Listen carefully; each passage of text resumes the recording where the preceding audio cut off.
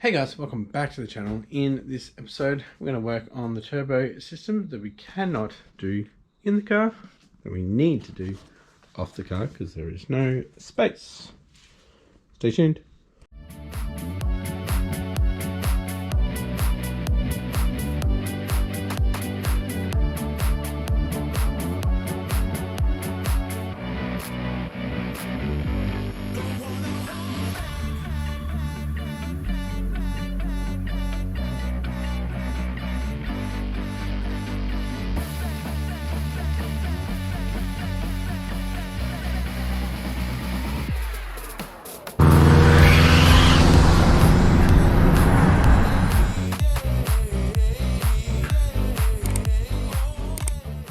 Thanks for tuning in, guys. If you haven't yet, please consider hitting that subscribe button and the post notification bell.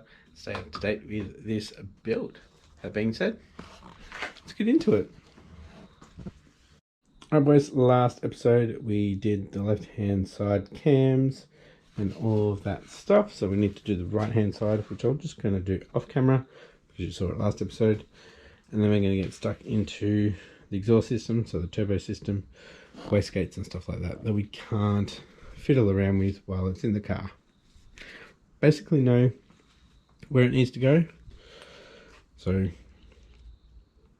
be about here. So I was thinking this morning maybe it might knock on that, but no, it's gonna be fine. So we can do the drain system as well, the water and all that, figure all of that out. Right, we'll come back once I've done the cams and the covers are on. Alright boys, just waiting for the sealant in here to cure just a little bit, and then I will tighten down these 8 bolts. While I'm waiting, I just chuck the exhaust manifold on.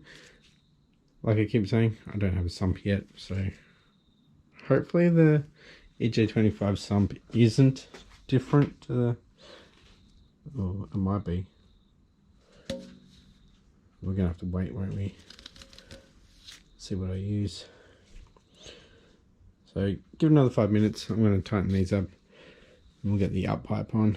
I can do the up pipe now. Do the up pipe now and see where everything is. Actually, before I do the up pipe, I'm going to put the torque solution oil drain on. So it's press fit to a 10AN, so we can split that off into 2 for GT35 and the TDO5. Sick. So it goes into there and to there. Let's do it. It's a nice little piece of work, isn't it?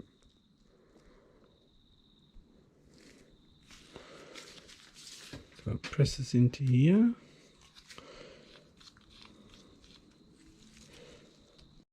Wow, that went on super easy. That looks so good. I got the water one to go in. I think that goes onto that one too. So I think I'll just use the stock one. If not, I've got like a banjo straight one. But we'll see how it is in the car. Actually, I'll see how it is outside the car with all the water lines hooked up, at least to the TDO5, because I'm going like a daisy chaining it. I go through the TDO5, through the GT35, and then to the IAG expansion tank there, because the water actually flows up the turbo and into that. Yeah, it comes down the bottom and up. So yeah, right, I think I can tighten these down now. Then I'll rotate the engine. Alright boys, I'm finally at that point where I don't want to drop anything into the engine, so I've taped it up. Yeah, because obviously we're going to be doing some cutting and welding and stuff, so we don't want any crud to go into the engine. Yeah, so this is mounted on. That's just loose down there, but that's where it needs to be. That's pretty much where it needs to be. I'm going to get the fittings that I might use for the drain. Alright, I've got it on, and I think I need to rethink that one.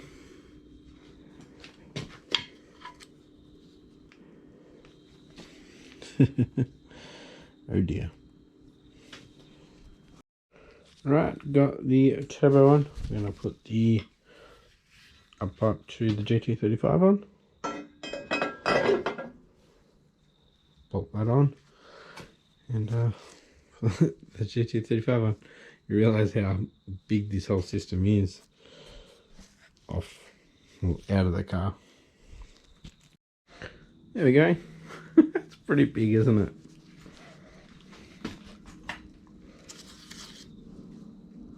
But with it out of the car, you actually see how much room I've got in between, which is good. So we've actually got to work down here. So we're coming off about an inch down, coming out here. We're going to feed up into this one. I'm pointing at it. Yeah, so pretty much just on this bend here. Going to be coming out up into this fella here. Alright boys, just playing around with the wastegate. So I'm looking at, yeah, it needs to go in between these two bolts, like that's the angle. And thinking like at that bend. So something like that. Once it's in, there's no going back. Gotta make it work, which I can do. That's fine.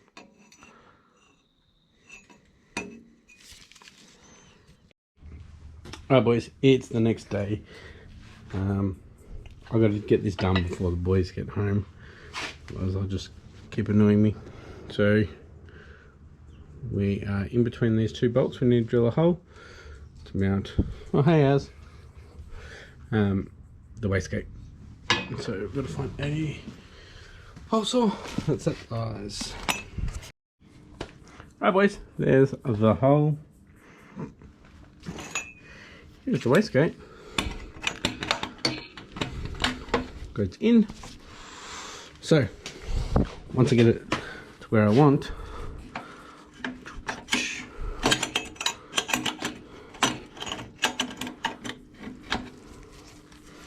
probably be there. We'll get a Sharpie around there, we'll notch it out, and we will tack that on, take the pipe off, clean it out. I'll have to take the headers off too, so don't want to be rotating this around because we might get shards of metal into the heads. Yeah, got a good angle on it. What do you reckon? Good angle for flow? I think so.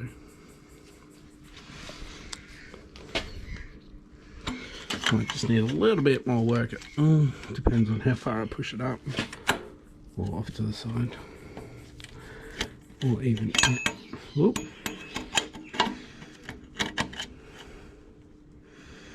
We'll go there so we can get some spanners in there still. Sweet. Happy with that. Whew. Alright boys, so what I need to do is find the other part of that that'll go into that section. It's going to be very tight. Where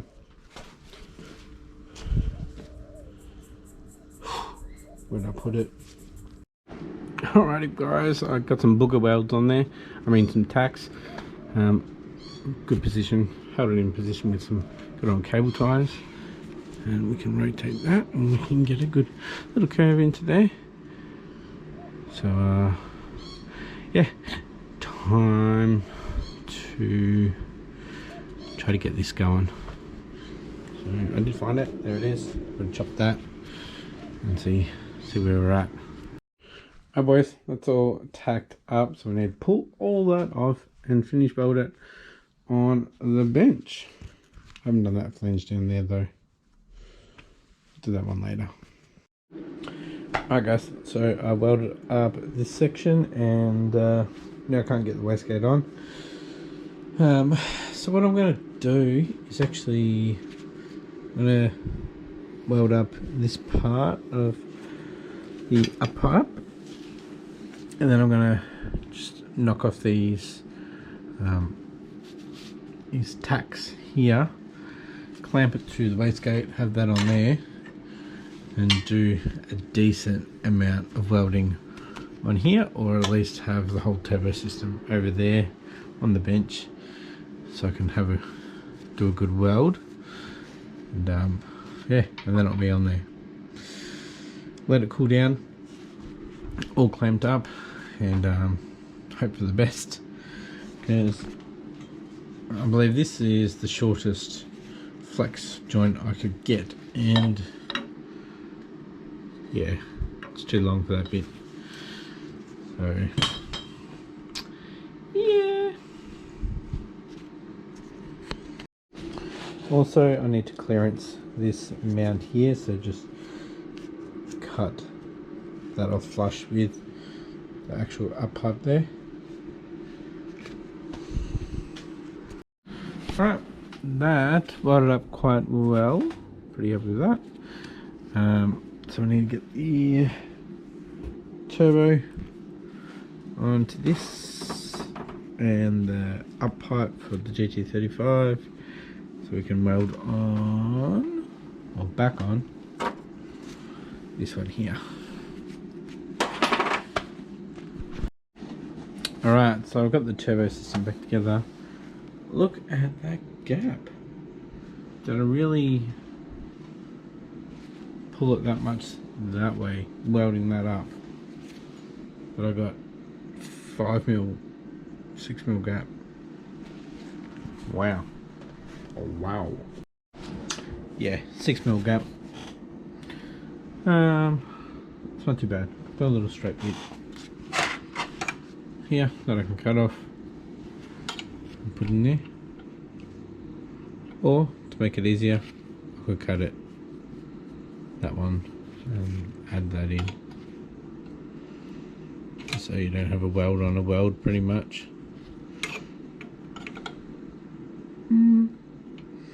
I don't know, I might deal with that tomorrow. Have a bit of time after work to deal with that.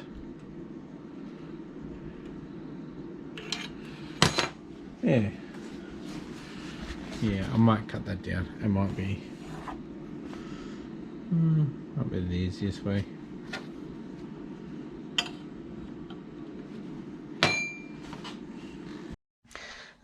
That's me done for tonight.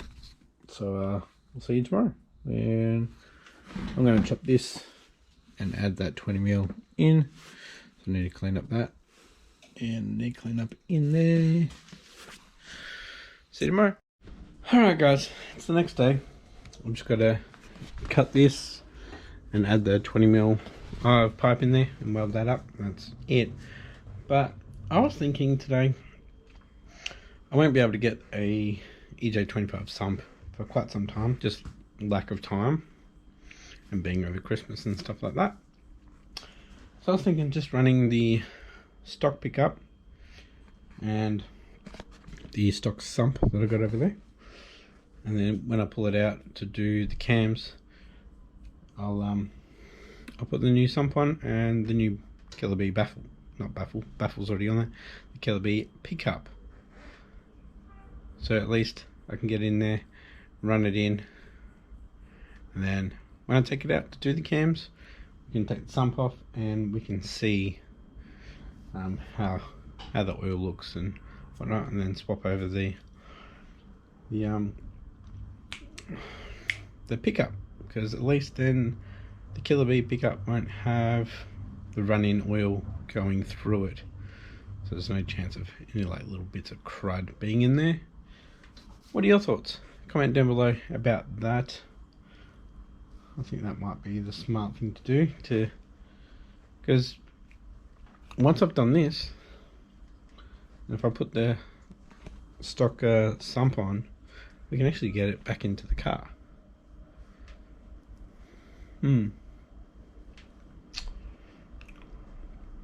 I really just want this running.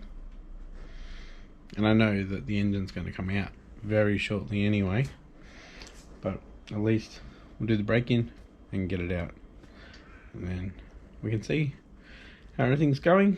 By then we might have the new TGV deletes that I am testing out.